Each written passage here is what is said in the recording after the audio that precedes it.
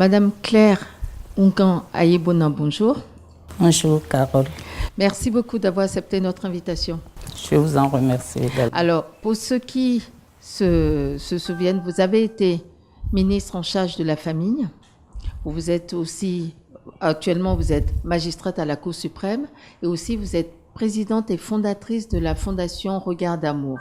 Compte tenu de tous vos engagements et des responsabilités que vous exercez, que vous avez eu à exercer, bien évidemment, la question du pouvoir fait partie de vos préoccupations, en tout cas fait partie de votre ADN. Qu'est-ce que c'est pour vous le mot pouvoir? Que signifie le pouvoir pour vous?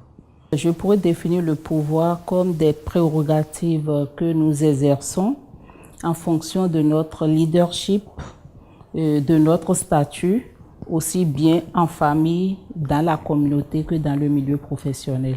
Est-ce que vous diriez qu'il y a une différence dans l'exercice du pouvoir, selon votre définition, selon si on est un homme, une femme?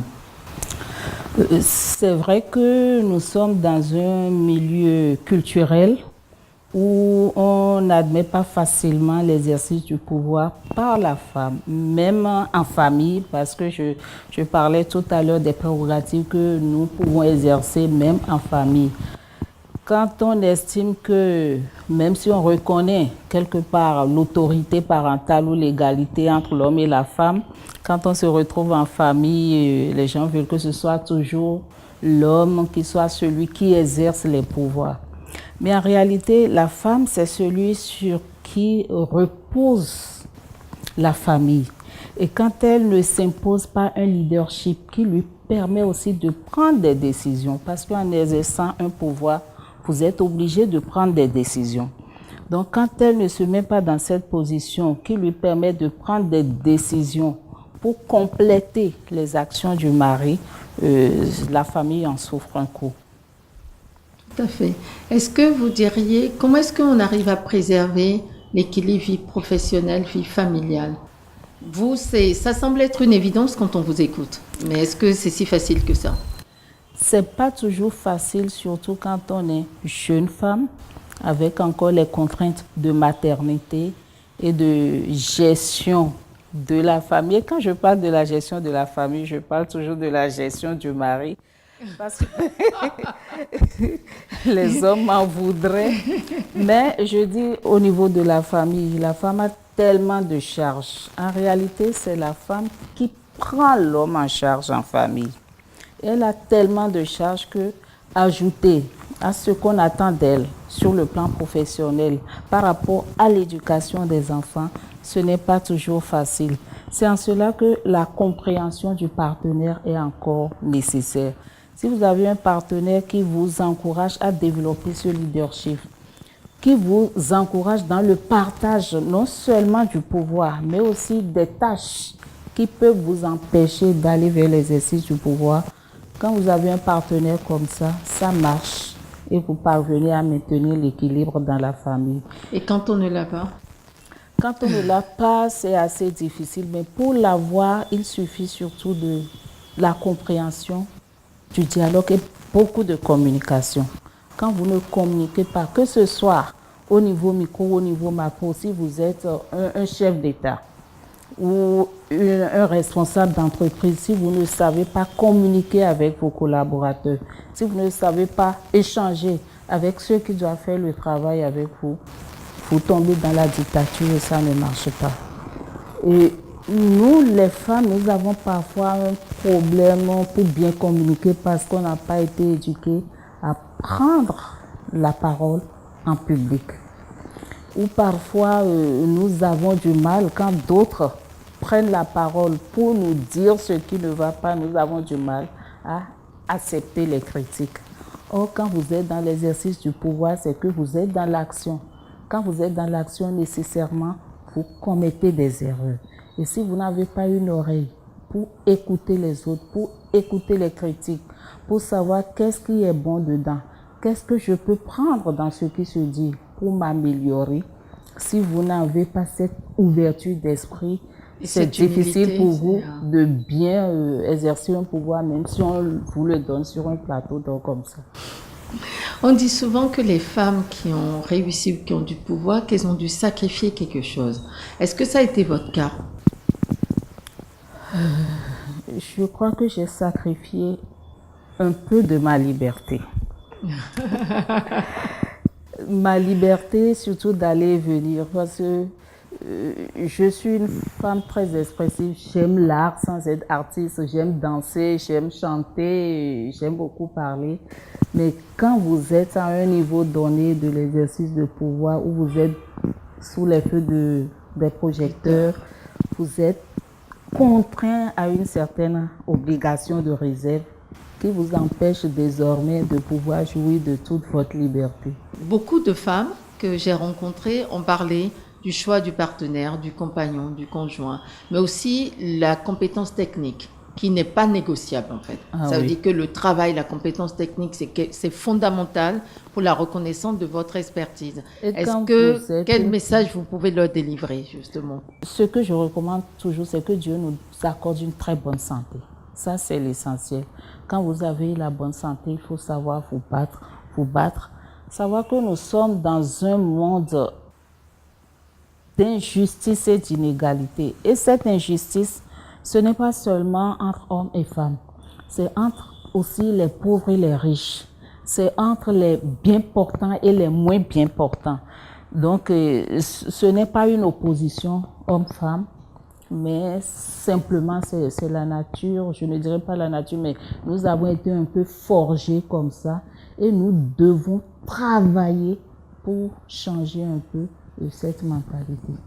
De par vos différentes actions, engagements et responsabilités, qu'est-ce que vous pensez qu'on pourrait faire pour justement lutter contre ce fléau universel, à savoir le chômage des jeunes?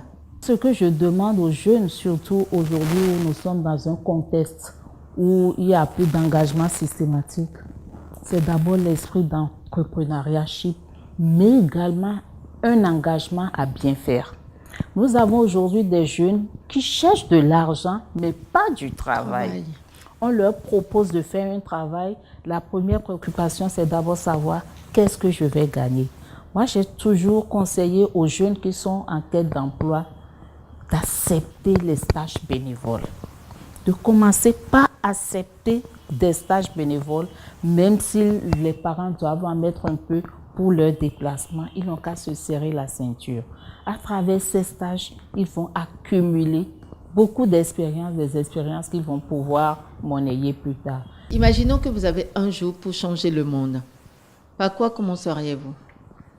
Si aujourd'hui je vais changer quelque chose pour le Bénin, parce que là je parle par rapport à ce que j'estime être la priorité pour le Bénin. Ce n'est pas un coup de magie, de baguette magique. Je peux inscrire l'état civil comme priorité de l'État. Au niveau de tous les élus locaux, au niveau de tous les parents, en réglant cette question, nous allons régler la question de planification stratégique pour l'éducation, pour les questions de santé, les questions de sécurité, les questions de paix. Est-ce que vous avez une phrase, une devise qui vous inspire ou qui illustre vos propos ou votre engagement? En fait, j'ai un grand défaut, c'est que je ne sais pas trop mémoriser les phrases, surtout les phrases venant d'autres personnes. Sinon, tout ce qui excite à l'engagement, à la détermination, à avancer, j'aime bien ça parce que je crois que il y a rien qu'on puisse faire dans cette vie sans difficulté. Et mieux parfois, si vous avez des problèmes, des difficultés, il faut chercher à retrouver dans ces obstacles les opportunités pour avancer. Et je crois que c'est essentiel. Très bien. Si vous étiez un animal, lequel seriez-vous? Je crois un oiseau. D'accord. Parce que d'abord, j'aime chanter. J'aime apporter la joie à travers la chanson. Il y a plusieurs formes d'oiseaux. Oui, mais il y a même le perroquet. Quand vous répétez les mots, ça fait du plaisir. La pie, le perroquet, l'aigle. J'avais parlé de liberté. Donc, l'oiseau, c'est quand même un animal qui est symbole de liberté parce qu'il peut s'envoler, planer le plus possible sans se faire arrêter.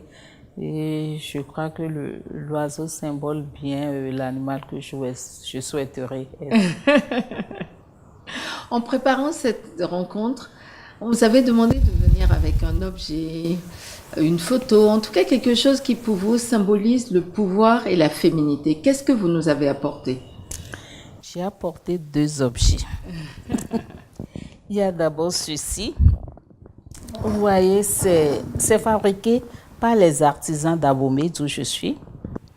Donc, c'est la femme qui est dans une position à genoux, mais qui symbolise quand même la justice au féminin.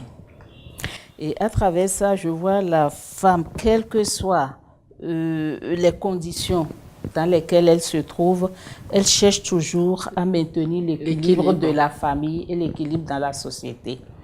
Mais elle est toujours victime d'une certaine injustice.